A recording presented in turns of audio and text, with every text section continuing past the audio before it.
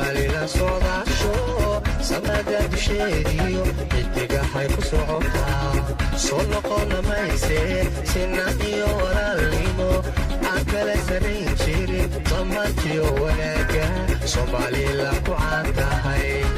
shacbiga ku dhaqan magaalada Ceerigaabo ayaa maanta si ballaaran u soo dhaweeyay madaxweynaha Somaliland Muuse Biixi Cabdi iyo wafdigii uu hogaaminayay Baryahanba safar ku mareeyay gobolada dalka Somaliland madaxweynaha ayaa soo dhaweyntiisa waxa ka qayb qaatay ardayda dugsiyada shaqaalaha dawladda iyo dhammaan qaybaha kala duwan ee bulshada gobolka Sanaag wafdigii madaxweynaha ayaa waxa ugu horeynba lagu qaabilay deegaanka Yufle galbeedka magaalada Ceerigaabo halkaasoo mid u gacan qaaday dadkii soo dhaweeyay intaasi kadib madaxweynaha Somaliland iyo wafdigiisa ayaa loo soo galbiyay dhinaca gudaha magaalada Ceerigaabo isagoo dadweynaha reer Ceerigaabo kala hadlay fagaaraha beerta xurriyadda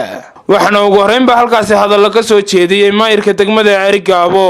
Ismaaciil Xaaji Nuur iyo badhasaabka gobolka Sanaag Maxamed Axmed Caalin Tiimbaro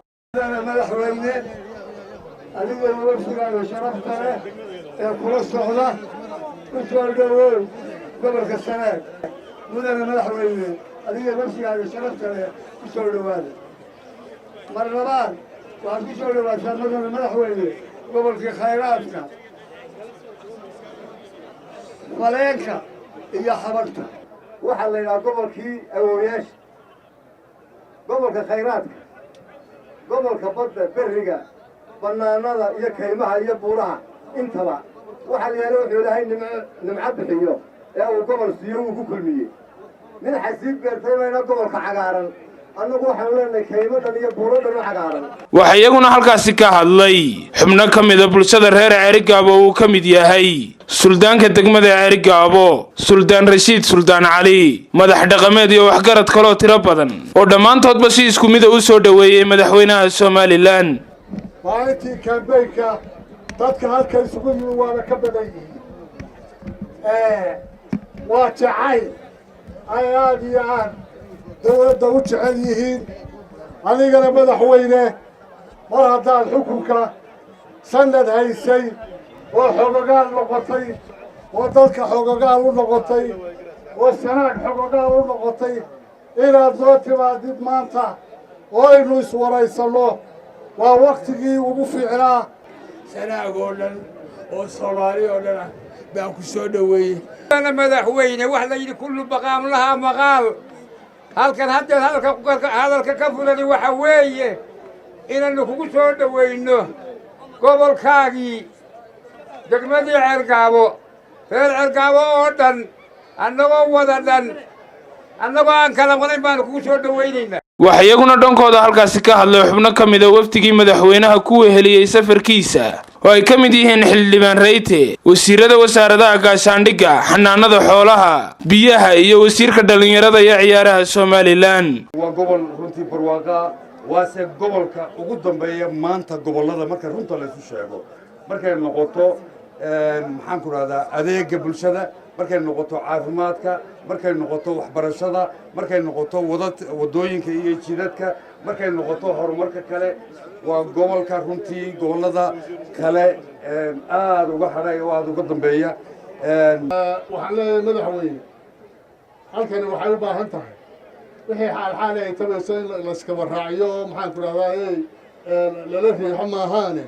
maanta dee ishaa kuu markhaatiya caalamkuna wuu arkaa ninkii wax kale ka fahamsanaana maanta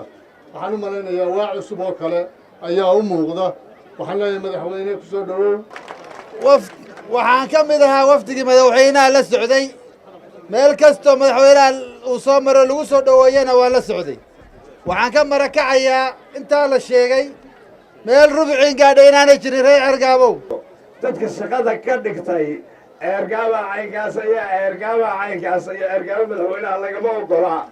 Ceerigaabo madaxweynaha laga ogolyahay inay nabad tahay way muuqataa maanta waxaan kaga ambabaxayaa waxaa idinka muuqda shacni iyo wanaag iyo sharaf waxaanu idinkaga wargeynaynaa waxaan odhanayaa waa A+ ugu dambeyntiina madaxweynaha Somaliland Muuse Biixi Cabdi ayaa halkaasi ka soo jeediyay khudbad dhinacyo badan taabanaysa walaalayaal dadweynaha reer Sanaag oo ilaa shalay halkii aanu istaagnaba cadceedda noo taagnaa ilaa xajka sanaagintii aanu soo gallay iyo maanta oo ceeri gaabo waxaan horay loo arag ama soo baxaan horay loo arag oo kalgacal iyo xiise iyo xamaasad wata oo aan sheekh iyo ciroole iyo carruur iyo rag iyo haween aan u kala hadhin oo madaxdoodii hoggaaminayaan